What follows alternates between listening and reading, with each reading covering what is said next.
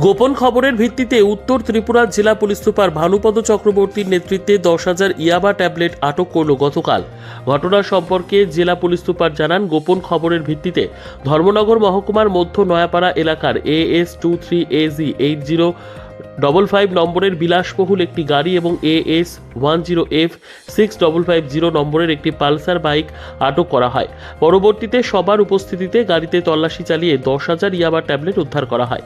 জেলা police super Bhanupada Chakraborty জানান, উদ্ধারকৃত ইয়াবা ট্যাবলেটের কালোবাজারির মূল্য 50 লক্ষ টাকা হবে বলে জানান। আসামের পাথরকান্দির আসিমগঞ্জের এক যুবককে আটক করা হয়। আটক যুবকের বিরুদ্ধে একটি মামলা নেওয়া হয়েছে বলে জানান জেলা police super IPS Bhanupada Chakraborty.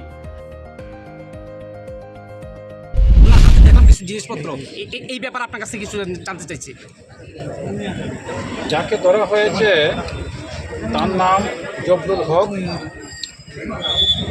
তার বাড়ি পাথারকান্দি আসিমগঞ্জ। যে মালগুলি সে ধরে আছে সেগুলো হলো ইয়াবা ট্যাবলেট। 10,000 ইয়াবা ট্যাবলেট পাওয়া গেছে তার কাছ থেকে, এবং নতুন একটা বাইক এবং একটা তরগাড়ি, একটা পালসার বাইক এবং তরগাড়িও পাওয়া গেছে। ধর্মনগর PS একটা কেস হয়েছে, ইনভেস্টিগেশন চলছে। গাড়ির সাথে কোনো মানুষ ছিল? একজন পালিয়ে যায়। স্যার, যে পরিমাণ মাল পাওয়া গেছে তার কালোবাজারের মূল্য কত হবে স্যার? প্রায় 50 লক্ষ টাকা হবে। নিজস্ব প্রতিনিধির রিপোর্ট, দুরন্ত টিভি।